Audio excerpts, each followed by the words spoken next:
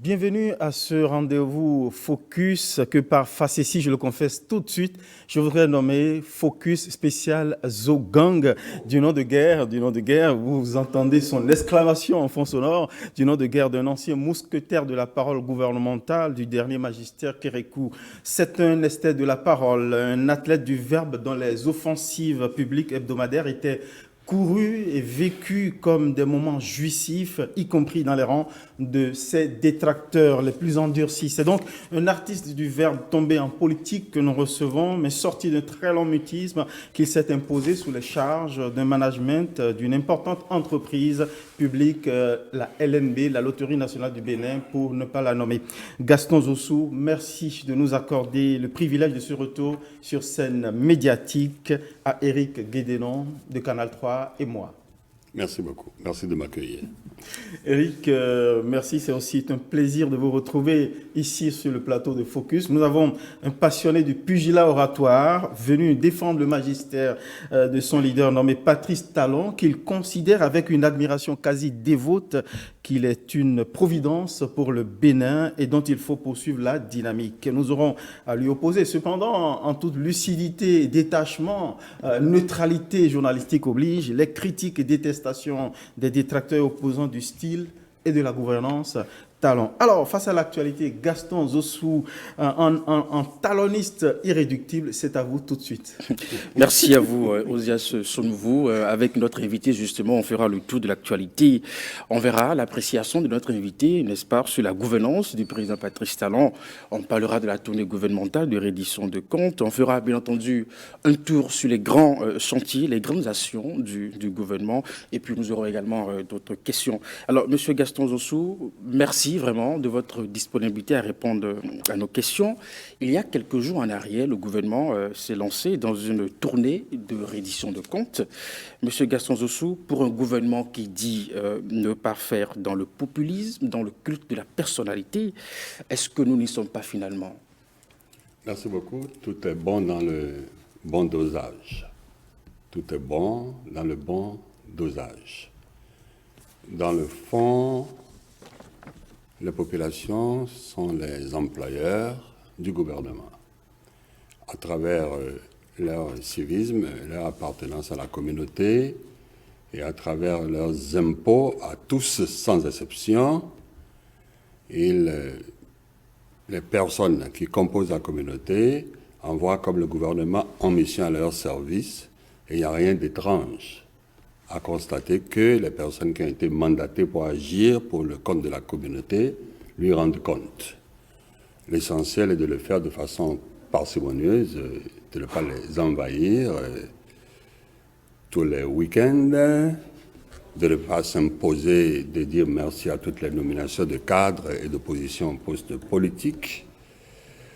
Mais cet accompagnement est quasiment psychologique. C'est comme si, pour une opération quelconque, quelqu'un se faisait opérer par un médecin. S'il est en état de veille, il est bien que le médecin lui adresse la parole, que le médecin le rassure et lui dise le niveau d'avancement du process, lui communique le timing afin qu'il soit convié à collaborer à sa guérison. Je reviens pour dire encore que tout est bien dans la mesure. C'est la démesure, c'est quand l'arrivée, l'envahissement des populations est intempestif, est fait à temps et à contre-temps pour des raisons dérisoires que ça pourrait être détestable. Mais attention, il se pourrait bien qu'il soit de l'intérêt de quelques personnes qu'on se taise. Un peu comme on dit au cinéma, silence on tourne, eux ils diraient silence on ment. Ainsi, on se tient tranquille, on se la boucle et ils déposent leurs sédiments de dénigrement, de mensonges de toutes sortes. Quand, après une période, ce type de labeur, ceux qui sont à l'action s'avancent pour s'expliquer, ça peut être légèrement dérangeant. Mais à vrai dire, moi, je serais à leur place que je serais plus prudent. Parce qu'en critiquant une sortie qui a eu lieu peut-être 2 fois depuis longtemps, alors que l'on l'a fait, mettons, 52 semaines fois 10 ans, soit 520 fois, je crois qu'on court quelques risques de s'entendre rappeler des choses. Monsieur Gaston Zossou, on vous entend bien en bon défenseur avocat de votre leader, Patrice Talon, pour ne pas le nommer. Vous fustigez les postures critiques de ses détracteurs, les détracteurs de son action, en faisant une évocation comparative de pratiques obsessionnelles, communicationnelles d'une gouvernance passée. Mais pour autant, lorsqu'on est si convaincu de son action, de l'offre politique présentée à ses citoyens, est-ce qui voit déployer cette offre politique à travers moult réalisations infrastructurelles et autres, pourquoi éprouver le besoin de déployer plusieurs délégations massives au contact des populations pour leur expliquer ce qu'ils voient déjà? Merci beaucoup. Je vais être encore personnel, hélas, et rester dans l'image. Il n'y a pas très longtemps, j'ai été opéré de l'œil. Et même la machine, par son système, s'adressait à moi. Voilà, nous allons vous piquer. Vous allez sentir un picotement. Ah, monsieur, c'est bientôt fini. Nous sommes à 15 minutes de la fin. Oh, encore 5 minutes. Et c'est fait. Je ne peux pas vous dire avec quel appétit je buvais ces paroles. Parce que ces paroles m'accompagnaient dans ma guérison et m'assistaient et me permettait de contrôler ce qui pourrait être mon angoisse. Ce n'est jamais inutile de s'adresser à l'autre. Maintenant, si c'est de chirurgie vétérinaire qu'il s'agit, si un médecin, disons, agit sur le corps d'une vache, je prends un exemple, il ne lui dira rien. Mais nous avons face à nous des humains qui payent leurs impôts. C'est de ces personnes qu'il s'agit. C'est d'êtres vivants qu'il s'agit. C'est de personnes qui peuvent comprendre qu'il s'agit. Souvent, on va leur dire, voilà le mode de fonctionnement, voilà le pourquoi, voilà le comment, voilà où nous en sommes. Encore quelque temps, ce sera encore autrement dans le sens positif. On ne peut pas refuser de parler, d'aller au corps à corps, verbal, avec la population pour rendre compte, pour dire ce que l'on fait pour leur compte. Mais une telle démarche, le gouvernement s'en est privé ces 8 dernières années. Pourquoi maintenant? Je pense qu'il est mieux de faire avant d'aller vers les gens. Il vaut mieux ne pas faire aux inaugurations, il vaut mieux ne pas faire, aux poses de première pierre et faire après les inaugurations. C'est plus concret, c'est plus utile et c'est bien évident dans la conscience de tous. À l'occasion de cette tournée, il était question aussi de déconstruire les contre-vérités dans l'esprit de nos concitoyens et selon vous, dissemer la graine de la bonne information. Vous avez suivi les différentes délégations sur le terrain. Est-ce que ces personnes sont vraiment arrivées à atteindre cet objectif? Croyez-moi, on n'atteint jamais aucun objectif. Il n'y a pas de destination. C'est le parcours lui-même qui est la destination. Dans un vrai voyage, c'est chaque paysage que l'on traverse qui est la destination. J'ai suivi d'une certaine distance, je n'étais pas vraiment au premier rang, et je considère que cela a été globalement bien fait. Mais il s'agit d'actions humaines, qui a toujours des marges de progression. Et je reste convaincu que ça va se poursuivre pour que la population, pour qui on a la prétention de se battre jour après jour, nous accompagne et continue de nous faire confiance. Et si nous descendons dans la profondeur des choses, je dis avec beaucoup de respect que vous m'entendrez. Il n'y a pas de comparaison.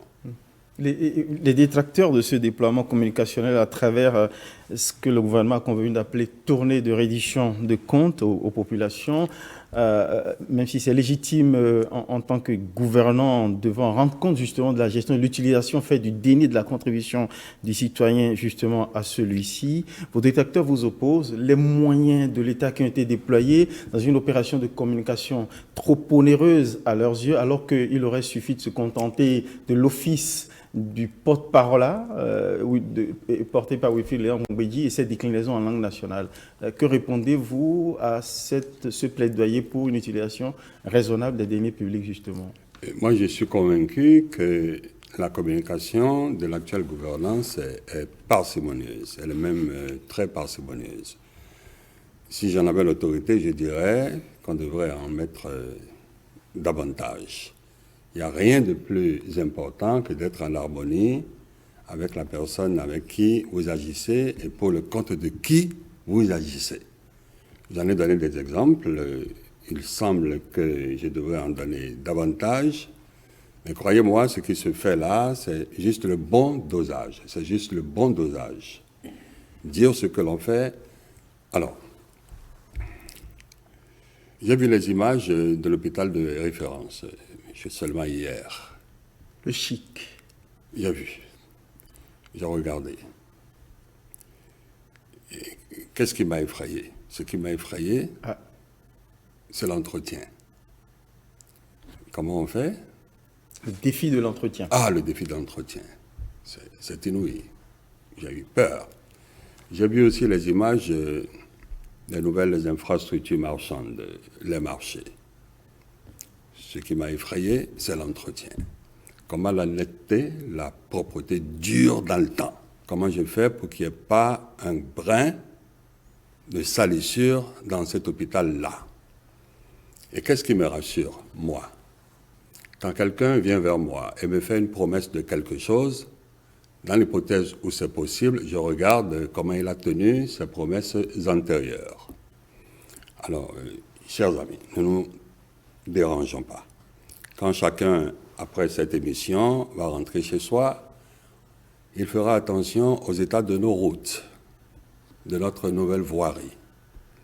Et j'ai fait l'exercice plusieurs fois. J'ai roulé de la loterie à l'aéroport en aller-retour pour gâter un seul sachet ou une seule bouteille plastique que le vent fait balloter. J'en ai pas trouvé.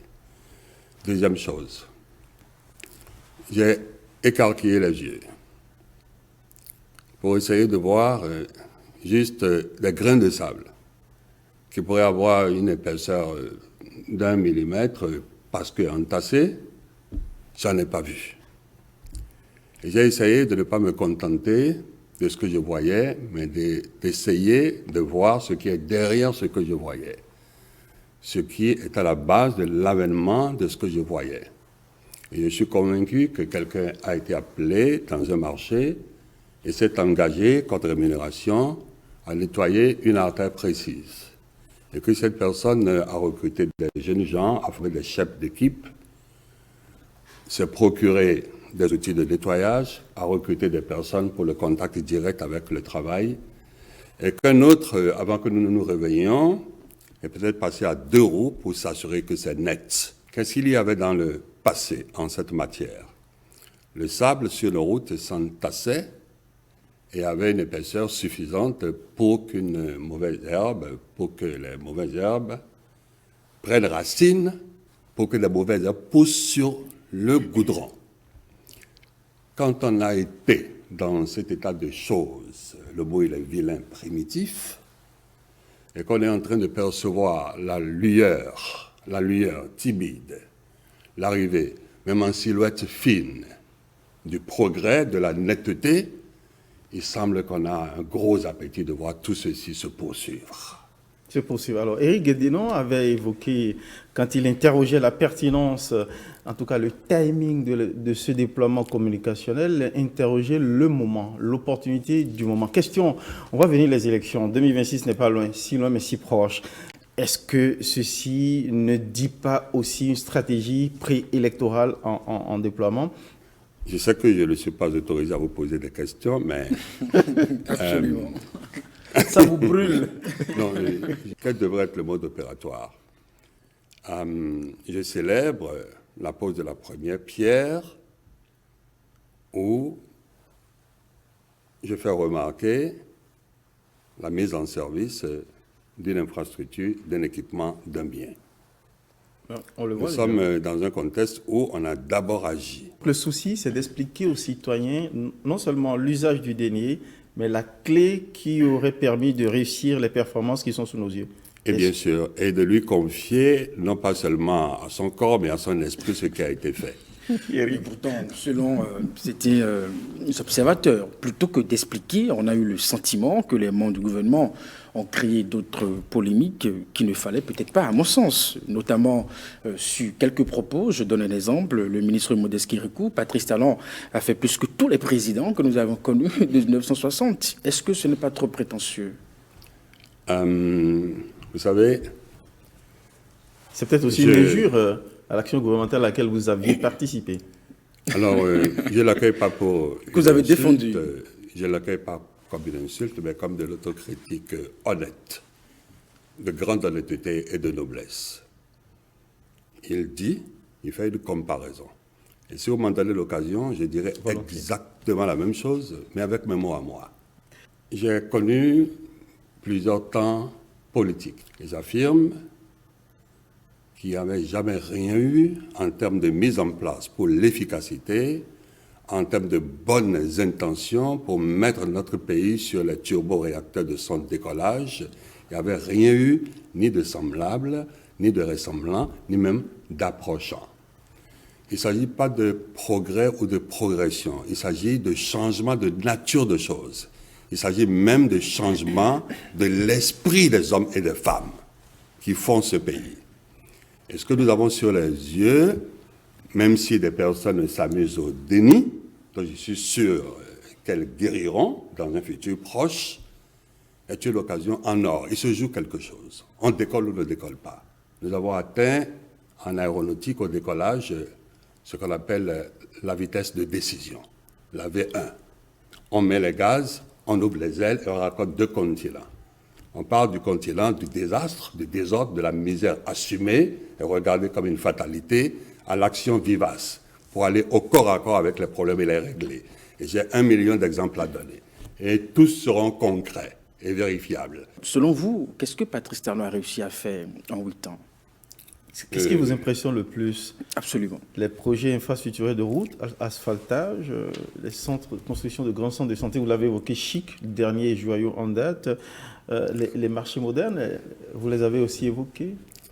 Merci beaucoup. Je ne parlerai pas lourdement de ce qui est sous les yeux de tous, mais je tâcherai de parler de ce que l'on voit, qui a un contenu visible hard, et un contenu, je dirais, soft, qui est moins matériel et qui a d'une importance cardinale pour la suite des événements. L'image qui était attachée à nos policiers était celle de racketteurs. Aujourd'hui, de toute évidence, l'image que ce corps de métier projette, je ne dis pas que leur action elle est parfaite, ils font des fautes, voire des fautes graves. Leur image aujourd'hui est celle d'ange gardien pour les personnes âgées, pour les personnes limitées, pour les enfants. Du temps où j'avais la grâce, je ne dirais pas de servir au gouvernement, mais d'apprendre à connaître ce que c'est que faire un pays. Il y avait beaucoup d'enfants, un grand nombre d'enfants, c'est désastreux, c'est honteux de devoir le dire, qui étaient fauchés sur la route de Porto-Novo en allant à l'école. Je voudrais dire quel est l'état des lieux aujourd'hui. J'arrive sur les mêmes lieux et au carrefour les plus importants, au carrefour stratégique, je vois des policiers en nombre considérable sous les ordres de leurs officiers regrouper les enfants des revendeuses de canne à sucre d'un côté de la route pour les laisser traverser en toute sécurité, en chantant, en se taquinant les uns les autres. Mais il se passe quelque chose d'autre, qui ne saute pas à l'œil, mais qui a une réalité extrêmement importante. Ils se disent, « Ah, ma vie importe donc. » Elle importe donc. Elle importe pour qui? Ah, pour l'État, incarné là par le tonton policier, qui arrive avant moi et qui part après moi. Il se pourrait qu'ils se disent, ah, je le lui revaudrai, je saurai retourner l'ascenseur à ce pays. On est en train de mettre dans leur esprit la semence du sentiment d'appartenance. Le même sentiment qui va les animer quand ils seront athlètes, quand ils seront artistes, quand ils seront à la tête d'une entreprise ou tout simplement à travailler dans une entreprise. Aux affaires pour l'État. Mais surtout aux affaires pour l'État. Parce que ceux qui sont aux affaires pour l'État sont ceux dont les actes, bons ou mauvais, ont le plus d'impact. Pour moi, c'est juste extraordinaire. Vous voyez, je ne parle pas des routes, je ne parle pas de l'asphaltage. Il m'est difficile de ne pas parler des hôpitaux. Je ne parle pas des beaux monuments. Et moi, je sais ce que ça vaut. Ce que vous venez d'évoquer, je ne vous arrête pas par rapport à ce que vous considérez comme un changement de pratique de nos forces de l'ordre vis-à-vis du citoyen le plus démuni. À vos yeux, de quoi est-il le nom, ce changement? Et si je ne dis pas civilisation, ce serait par pudeur, parce que ces mots ont été utilisés pour nous insulter dans le passé. C'est de l'humanisation. Je me suis demandé si je suis vraiment dans mon même pays, celui que je connais là. Et vous savez, chacun a son niveau d'émotivité. Est-ce que c'est ce nouvel état d'esprit, comme vous le demandez de manière subliminale, Éric Guédénon, qui marque tout ce qui se déploie sous nos yeux comme développement infrastructurel, développement du pays? Bien sûr, mais chaque chose a sa lecture, a la lecture qu'elle mérite. Si je prends l'honnêteté, la propreté, je reçois un étranger venu d'un pays assez loin d'ici. Monsieur dit, "This is not a typical African country." Traduction, ceci n'est pas un pays africain ordinaire, typique. Je l'interroge du regard, il dit « It's too clean », c'est trop propre. Et je joue à être surpris, il dit « I traveled a lot », j'ai beaucoup voyagé en Afrique. Ceci n'est pas au standard de l'Afrique. Ce n'est pas encore la grande gloire, mais c'est simplement extraordinaire. Alors, que pensez-vous que se passera dans la tête de ce partenaire venu dans un pays? D'abord, il pensera que notre netteté physique correspond à une netteté intellectuelle, opérationnelle et même morale. Parce que l'être humain fait un lien tout naturel entre ce qui plaît à ses yeux et l'efficacité de la chose. Je ne dis pas que ça fonctionne à 100%, mais il est impossible d'avoir la confiance des autres si vous ne paraissez pas sous une bonne couleur. Et c'est à cela aussi qu'on travaille, et ce n'est pas à ce soir. Mais pour l'émergence de ces grands projets, asphaltage, marché moderne, il y a des familles qui ont payé un lourd tribut avec les opérations de déguerpissement, des familles qui ont perdu leur commerce. Que dites-vous à ces personnes? L'essentiel est que ces personnes soient préservées et se relèvent dans de meilleures conditions. C'est pas si facile que ça. Pourquoi voulez-vous que ce soit facile? La vie elle-même est-elle facile? Moi, je m'en suis effrayé. Au début, je m'en suis effrayé. Moi, j'ai senti un inconfort quand j'ai vu ce que l'on faisait pour récupérer l'espace public. Mais quand je vois aujourd'hui le résultat, il y a quelques mois, j'étais avec un conducteur de la Loterie nationale, ici à Cotonou, un conducteur professionnel. On se retrouve sur une route qui ne finit pas, disons, d'avancer. Et je l'appelle par son prénom, mais où sommes-nous? Il me regarde, dit, mais c'est ça que moi aussi, je suis en train de chercher à savoir. Si mon conducteur, mon guide, ne sait pas là où je suis, c'est comme si on faisait de la magie autour de nous, mais de la bonne magie. C'est le progrès, mais à la bonne vitesse, à la grande vitesse. Vous donnez des exemples, surtout à Cotonou. Le Bénin ne s'arrête pas à Cotonou. Nous avons 117 communes. Qu'est-ce qui se passe à Natitengu, à Bembereke, à Ndali, à Niki, pour les citoyens qui sont de l'autre côté? Je suis convaincu que toute proportion gardée, il se passe les mêmes choses. Je ne voudrais pas que nous fassions, j'en ai même pas la capacité, que nous fassions, disons, l'encyclopédie de tout ce qui a été fait de bien. Et je ne me fonde pas sur des choses particulières, je me fonde sur ce qui est commun. Et si vous ne m'arrêtez pas, je vais continuer à donner des exemples.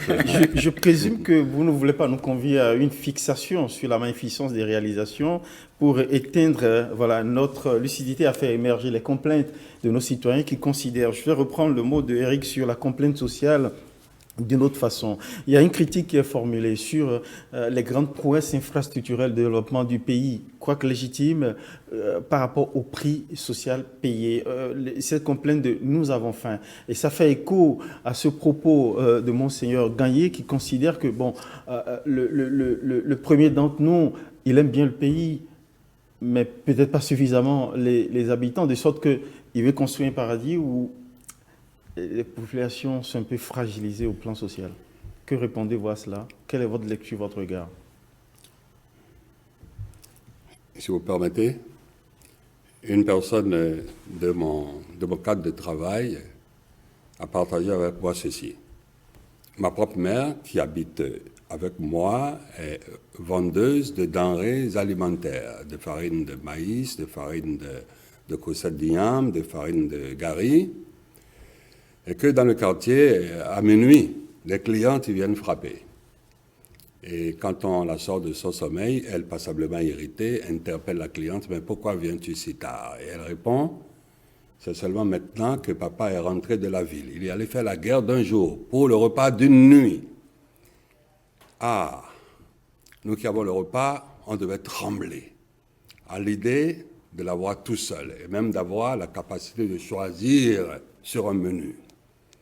Et qu'est-ce qu'il nous a imposé? Ce qu'il nous a imposé, c'est de ne pas perdre le temps, de faire tout ce qui est en notre pouvoir, à chaque moment, en toutes les situations, pour pousser le nombre de personnes qui seraient à l'abri le temps d'après.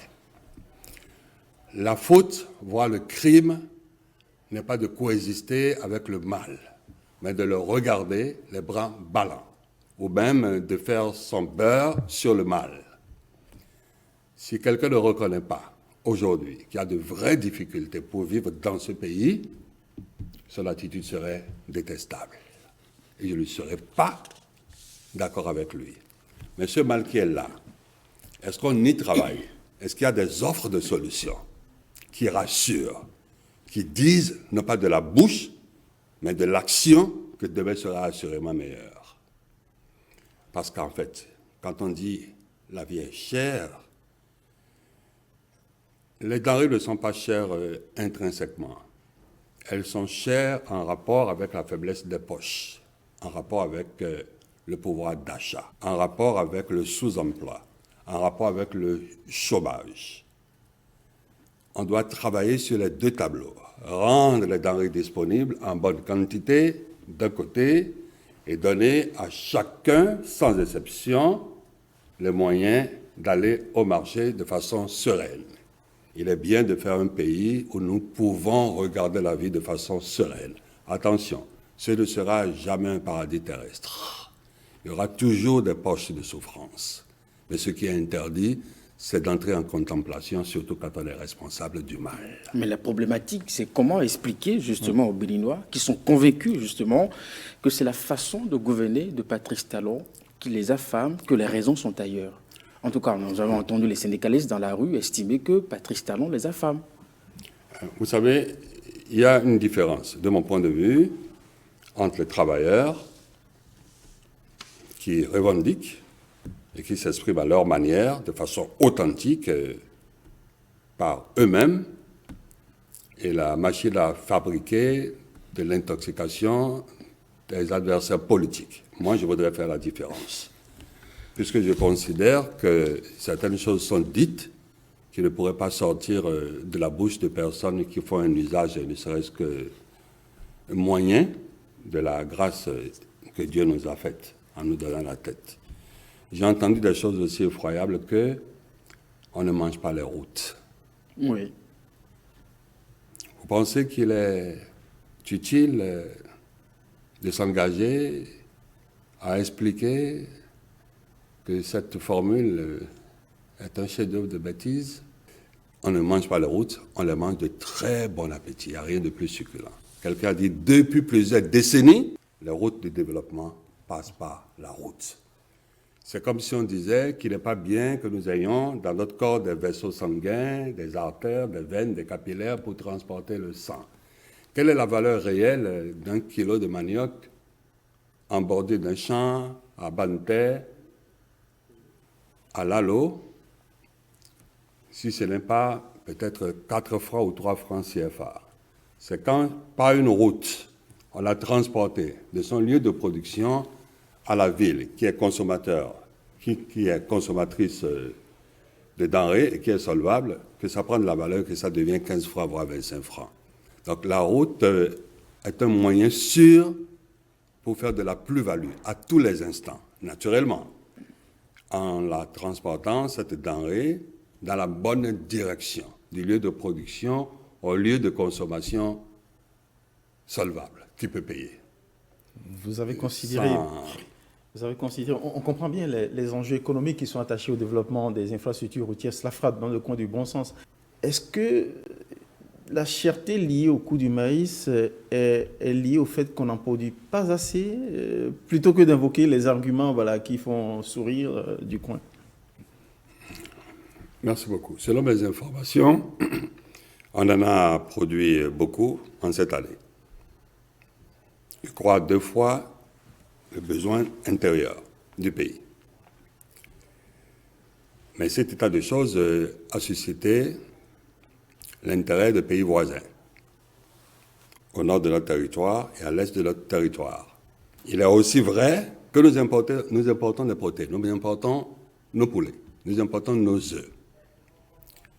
S'il est dans la projection de la communauté de se soustraire à cette dépendance, il est normal qu'avant des temps de grands projets de production de poulets et d'œufs, on pense à l'alimentation de la volaille. Notamment le maïs. Encore que c'est devenu un sujet dangereux. Non, enfin, c'est pas parce que ça fait objet de raillerie qu'il ne faut pas articuler des raisonnements rationnels pour saisir le phénomène. Alors, on ne peut jamais nous dire qu'il ne faut pas veiller sur tout, qu'il ne faut pas veiller sur nos sources de protéines, sur nos sources de lipides et sur nos sources de glucides. On veille sur tout. Donc il faut mais il se pourrait bien... Il faut une politique agricole offensive, très ambitieuse, à la production de ces différentes céréales-là. Exactement, de ces différentes denrées. Voilà. Vivriers. Oui. Alors, maintenant, qu'est-ce qui se passe? Pendant que le consommateur de la ville, pendant que les citoyens béninois de la ville trouvent que c'est cher et se plaint à juste titre, le producteur béninois, son compatriote de Lalo ou de Dogbo ou de Kandi, des zones rurales, lui, il est ravi parce que le fruit de son travail est rémunérateur. Lui, il est content. Qu'est-ce qui va se passer dans les années à venir? Le producteur de maïs qui a vendu cher et qui en est content, attiré par le goût de lucre, va produire davantage. On va l'y assister. On va l'aider à améliorer ses techniques de production. Il fera plus de superficie, il va augmenter l'emblavure. Il y aura beaucoup de maïs. Et selon la même règle de l'offre et de la demande, le prix va redescendre et arriver à un niveau qui est viable aussi bien pour lui que pour le citadin consommateur. Donc, en fait, sauf si nous décrétons que nous sommes devenus communistes, on met en place les kolkhozes et les sovkhozes, on voyage de quelques décennies dans le passé, et puis voilà, l'État achète tout et distribue. Et on fait les rangs pour le rationnement de nourriture. On n'a pas fait ce choix politique à la conférence nationale. Donc en fait, la solution à cette crise de la cherté de vie des produits, c'est en fait une politique agricole offensive pour faire du Bénin, au-delà du slogan éculé qu'on a déjà entendu, un véritable grenier, non seulement pour les citoyens qui vont accéder à de la nourriture à bas prix, mais également pour l'Afrique. C'est une chance, c'est une opportunité. En fait, dès qu'on devient excédentaire, on rééquilibre sa balance commerciale. On devient plus fort. Monsieur Gaston Zossou, serrer la sétu, ça fait 8 ans que ça dure. Est-ce que vous pensez que les choses vont s'améliorer pour nos concitoyens pour les 2 ans qui restent? Pensez-vous que rien ne s'est amélioré ou qu'il n'y a aucune perspective? Il y a 18 ans, 20 ans, dans une position officielle, j'étais en Chine. Et j'ai visité une usine de fabrication de téléphones mobiles. Et une fois sur le hangar, j'ai vu une étendue qui, dans mon esprit, était celle d'un terrain de football. Et j'ai vu les jeunes Chinois et Chinoises alignés à la règle, en train de faire des gestes précis pour sortir des séries et des séries de téléphones. Et je me suis dit, oh, ça là ne me concerne pas. Et croyez-moi, j'ai pleuré. Ce n'était pas des larmes de communication, ce n'était pas des larmes galvaudées. Hein? J'ai vraiment souffert de me considérer, ma race et moi, ma race et les miens, mes enfants, ceux de mes compatriotes, être déclassés dans le monde. Pour moi, c'était inaccessible. Vous étiez si désespéré Ah oui, j'étais désespéré. J'ai validé la catastrophe. C'est-à-dire qu'il existait des choses auxquelles on ne devrait pas aspirer. Et aujourd'hui? Alors, il y a quelques semaines, parce que j'entends parler de Glodjigbe, j'ai dit, il vaut mieux voir les yeux. Il y a eu beaucoup de témoignages, j'ai vu des images. Je me suis porté sur les lieux comme en excursion avec une trentaine de mes collègues de travail de la loterie. Je me suis retrouvé là encore sous un hangar. Et j'ai vu exactement ce qui ressemblait à une étendue équivalente à ce que j'ai vu en Chine 20 ans auparavant. Le même spectacle industrieux. La même lumière, la même rectitude, la même précision dans les gestes, la même assiduité. Je me suis dit, c'était donc possible. N'étions donc pas diminués, c'est possible pour nous. Et j'ai dit, alors, maintenant on a compris que nous sommes capables. On va faire coûte que coûte. Tous les obstacles seront levés, sans exception. On y va là, on y va, coûte que coûte. On en paiera le prix de toute nature. Mais le premier prix, c'est l'amour des autres, l'ouverture d'esprit, conduire la bonne pédagogie. Les personnes qui dirigent l'institution nous ont reçus, disons, accueil, je dirais, royal. Ils nous ont donné les chiffres, les projections. Ils nous ont parlé, si ma mémoire est bonne, de 350 000 emplois. Dans cette zone-là. J'ai reconnu à leur visage les enfants d'ici. Je reconnaissais même leurs ethnies, pour la plupart. Donc nous aussi on peut alors. Mais comme on peut maintenant là, on fera. On poussera l'effort jusqu'à la pointe extrême. Parce qu'en fait, pour celui qui a l'emploi, l'argent, le salaire régulier, quand le maïs va faire des numéros, il pourra peut-être l'acheter en attendant qu'il redescende au prix normal, au prix ordinaire, au prix commun. Alors, quand on voit de telles lueurs d'espoir, on a simplement envie que ça continue. On a simplement envie de préserver la dynamique, de l'alimenter. On ne rêve pas d'accostage ou de renoncement. Et on monte en régime de croisière et en vitesse de croisière. Et on raccorde un autre continent en quelques heures. Pour moi, ce n'est qu'une semence. Il y a très certainement une dizaine, voire des dizaines de semences de la même dimension. Moi, dans ma tête, quand ils m'ont dit 350 000 emplois, moi, j'ai vu un autre chiffre. Moi, j'ai vu 1 million. Dès que j'ai vu 1 million, je me suis soupçonné de folie, de déraison. Je suis allé sur mon intelligence artificielle, j'ai tapé combien de personnes travaillent au Bangladesh, en Asie, dans le textile. Et j'ai lu 4 millions. Ma folie n'était que le quart de la réalité des autres. Ça pourrait donc être une folie raisonnable.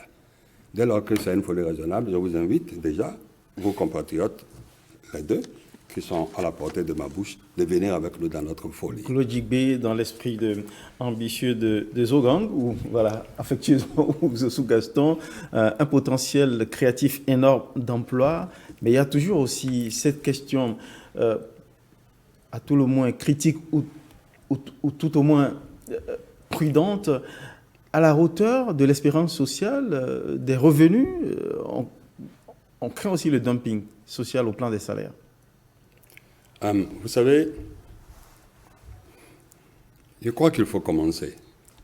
Et au fur et à mesure que l'on avance, on corrige, on réajuste. Pour le moment, peut-être nous cherchons la compétitivité. Quand on aura la compétitivité, quand on mettra de notre génie, de notre savoir-faire, on fera attention les uns aux autres. Ne vous faites pas d'illusions. Peu importe le montant. Je n'ai pas envie d'avancer un montant. La gamine de Zé, de Tori, de Glo, qui se porte au travail. Alors, le simple fait de se porter au travail est carrément une gloire, puisque nous sommes dans un pays où culturellement ou sociologiquement, quand le matin tu ne sors pas, le voisin pour te saluer peut te dire « mais tu n'es allé nulle part aujourd'hui, mais ma fille de Béoué ». Pour nous, ce n'est pas acceptable. Ce n'est pas acceptable la culture dans notre pays. Qu'on soit sans emploi, ce n'est pas acceptable. On est privé de dignité. On est privé de dignité. Ce retour de dignité devient une chose possible. Il faut l'élargir. Et je dis l'élargir en mettant toute la concentration qu'il faut. Il faut protéger l'acquis. Parce que c'est sur l'acquis qu'on fait d'autres conquêtes. C'est Alors, comme pour ça que nous finir, allons sur procéder. le volet de la GDZ aux IAS, une chose est de produire, d'exporter, une autre est de nourrir le marché local ici au Bénin. Pensez-vous qu'il y a une politique mise en place par la CIPI Bénin dans ce sens? Vous savez, j'ai été curieux et j'espère avoir les bonnes informations. Pour faire Glodjigbe, il faut faire de l'incitation, il faut faire des allègements fiscaux. Si on fait des allègements fiscaux, rien qu'à Glodjigbe, qui ne sont pas pareils dans le reste du pays, il y aura certainement concurrence déloyale entre les personnes qui sont sur le site et les personnes qui sont hors du site. Pour cela, l'essentiel de ce qui est produit à Glodjigbe valorise nos produits locaux et sort du pays pour nous rapporter des devises. Nous rapporter des devises et nous aider à rééquilibrer notre balance commerciale. Chers amis, du temps où j'étais au gouvernement, nous étions PPTE. Pays J'ai pauvre, déclaré- très endetté. Petit pays Petit pays, voilà. très endetté. C'était un statut revendiqué, un statut de mendiant planétaire. C'était la bagarre pour boucler le budget. Il y avait toujours un gap. Aujourd'hui, il semble que nous sommes bien notés et que notre ceinture pèse lourd. C'est de ça qu'il s'agit. Et ce que nous voyons des yeux, les routes que nous voyons, les hôpitaux que nous voyons, tout ce que nous voyons d'infrastructures et les moyens que nous nous donnons de les entretenir, c'est parce que la pompe a été amorcée par nous-mêmes. Ne comptons pas de façon permanente parmi ceux qui ont peu. Jouons en réalité et en esprit à être ceux qui ont assez pour mériter qu'on nous donne beaucoup. Et ce combat-là, il faut le mener. Gaston Zossou, on va finir sur Absolument. la crise du Niger nous amène à nous poser des questions et avec beaucoup de détracteurs, je convoque toujours leur critique ici par rapport à la politique d'attractivité du Bénin, notamment en matière d'investissement. Si la signature du Bénin lui vaut respect sur les marchés internationaux auprès des investisseurs, mais la gestion de la crise du Niger, en tout cas, suscite quelques inquiétudes justement par rapport à cette attractivité. On considère que et beaucoup de critiques du chef de l'État considèrent que la gestion de la crise du Niger a été malaisée, notamment par un style un peu musclé. On aurait dû faire profil bas, vu qu'il y avait de gros intérêts en jeu. Merci beaucoup. On ne peut pas parler de cette question si on ne veut pas l'escaboter, sans aller un tout petit peu en profondeur, sans faire un peu l'historique. Je ne dis pas l'histoire. Nous sommes dans une communauté, la CEDEAO. Au sein de celle-ci, la prise de pouvoir par arrachage brutal par les armes est proscrite. Cela a été fait. La communauté dit on n'est pas d'accord. On appelle ça un pouvoir de fait. On est obligé de reconnaître que, mais voilà, c'est la réalité. On fait avec. Alors, c'est la problématique de la légalité, de la légitimité. Alors, ce qu'on ne comprend pas, et que beaucoup de personnes se demandent, pourquoi on rouvre pour certains pays ou un certain pays et pas pour nous autres.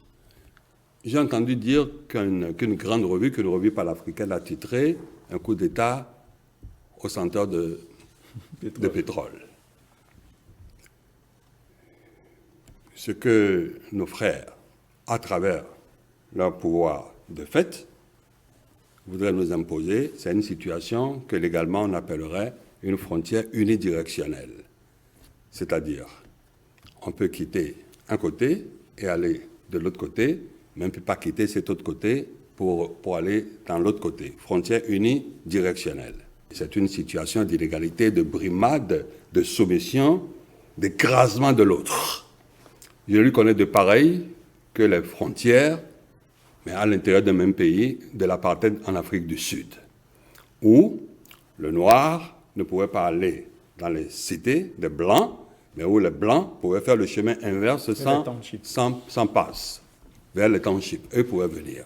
On ne peut le faire que quand l'autre est détestable, quand l'autre est monstrueux. J'ai entendu des choses effroyables, comme base militaire. Base militaire. Une base militaire, c'est au moins une piste d'atterrissage pour les avions de guerre, pour ravitailler. Ça peut même être des quais pour faire accoster des navires, si c'est possible. C'est tout un quartier barricadé. avec bien sûr une ceinture marchande pour communiquer avec l'environnement et acquérir un certain nombre de biens. Ce n'est pas une chose qui peut se cacher.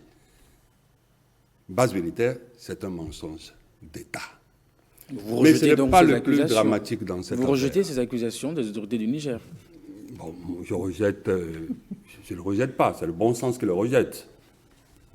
Mais le plus dramatique n'est pas là. Si on en a le temps, je vous le dis. C'est quand des personnalités du Bénin prennent la parole, des personnalités, des aînés à moi, pas toutes, pour donner raison à l'autre.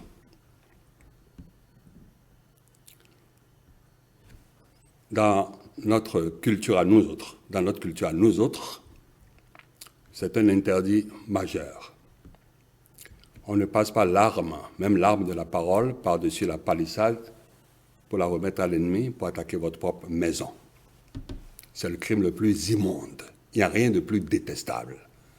On ne passe pas l'arme par-dessus la palissade pour la mettre entre les mains de celui du dehors qui va vous attaquer. Alors, ces personnes-là qui ont tenu ces propos, pour moi, sont essouchés. Ils sont partis de leur substrat culturel, ils sont arrachés de leur planète et n'en ont pas raccordé une autre. Ils sont un apesanteur culturel et un apesanteur moral. On ne peut les comprendre qu'à la faveur de cet état de choses. C'est passablement irritant. Pendant qu'on est attaqué du dehors, on fait toujours corps, on le fait d'instinct. Donc, sur quoi vous conviez tous les compatriotes béninois dans cette crise à Niger, c'est de faire corps et cause commune avec le gouvernement et de taire les querelles intestines pour rechercher le meilleur moyen de pacification possible de sortie des crises. Exactement. Mais il ne faut pas donner à l'autre les moyens, mais alors des moyens fallacieux pour aggraver la crise. Son pays. Parce que quand on vous dit, même votre grand-père a dit que vous avez tort. Même votre grand-père a dit que vous avez tort. Quand l'adversaire vous dit ça, votre père a dit depuis longtemps que vous avez tort, votre oncle a dit que vous avez tort, votre fils a dit que vous avez tort, ça se complique. Et je voudrais répéter, ces personnes sont hors sol. Ils n'ont pas raccordé un autre sol. Aujourd'hui, il est souhaité, bien entendu, qu'on puisse trouver des solutions pour un retour à la normale. Qu'est-ce que vous proposez? Cet état de choses n'est pas viable. Chacun son métier. Je suis sûr que pendant que nous croyons qu'il y a une querelle, les diplomates s'activent et serrent toutes les mains pour qu'il y ait la paix. On en a besoin. C'est vital. On avait passé au crible la pertinence de la campagne reddition de comptes, sortie médiatique massive, mais également comme une sorte de suite pour venir au secours d'une gouvernance attaquée de toutes parts, en tout cas par ses détracteurs. Gaston Zossou monte en selle. Toute prise de parole publique dans ces circonstances est tout sauf anodine, innocente ou banale. Vous prêchez pour que la dynamique de Patrice Talon, c'est du message subliminal au-delà de tout ce que vous avez prêché ici pour qu'elle se poursuive. Vous avez des doutes pour l'avenir? Des inquiétudes? Non, je n'ai pas de doute, je n'ai pas d'inquiétude. Je veux juste être un porteur d'eau aux côtés de ceux qui bâtissent. Et je le revendique. Je veux être porteur d'eau dans le flanc de ceux qui bâtissent. Parce que je sais qu'ils sont en train de bâtir, si ce n'est pour moi, en tant qu'individu, pour ce qui, par la grâce de Dieu, descend de moi, pour ma progéniture. Et je salue avec grand respect ce qui se fait aujourd'hui. Parce que moi, là, excusez-moi, dis avec humilité, je vous impose ma qualité de comparateur. J'ai vu d'autres choses, et beaucoup d'autres choses. Je peux comparer. Il n'y a rien de semblable ni d'approchant. Il n'y a rien de semblable ni d'approchant dans le passé. C'est un vrai changement, c'est un changement radical dans le sens du bien. Il n'y a rien à dire. Et je suis capable, dans l'humilité, de défendre sa position face à n'importe qui, à quiconque me ferait l'honneur de m'interroger ou de m'apporter la contradiction. Il faut mieux s'accrocher. Ce n'est pas bien de s'amuser à ignorer ce qui est bien. C'est ce que les chrétiens appellent le péché contre l'Esprit Saint. Il est écrit Le blasphème contre Dieu le Père sera pardonné, le blasphème contre Dieu le Fils sera pardonné, mais le blasphème contre l'Esprit Saint, c'est-à-dire le déni, ne sera pas pardonné, ni dans les jours d'aujourd'hui, ni dans les âges à venir. Vous êtes quand même soucieux de voir la dynamique se conserver en 2026. Bien sûr, être soucieux ne veut pas dire être préoccupé, être concentré, ne veut pas dire que l'on doute. C'est justement parce que je suis dévoré de foi que j'agis, que je parle. N'en doutez surtout pas. Il se passe des choses complètement extraordinaires. Mais, comme vous dites, on est limité par le temps. On aura d'autres occasions. On aura d'autres occasions, surtout cette belle perche que nous tend Gaston Zossou, l'esthète de la parole, le redoutable pugiliste oratoire, qui se dit disposé à affronter les contenteurs, les détracteurs ou les critiques de la gouvernance Talon Chiche. On saisit cette balle au bon et on s'attend à voir de beaux rendez-vous médiatiques en perspective face aux adversaires du président Talon. Et pour des débats contradictoires. Ici sur Focus, comme sur Canal 3 et bien ailleurs. Je suis à votre service, monsieur. Eric, merci. Hélas, on doit mettre voilà, pour ce Gaston Zossou. Merci pour ce temps que nous avons passé ensemble à décrypter les grands sujets de la nation. Merci vraiment de votre disponibilité. Merci à vous. À bientôt. À très bientôt.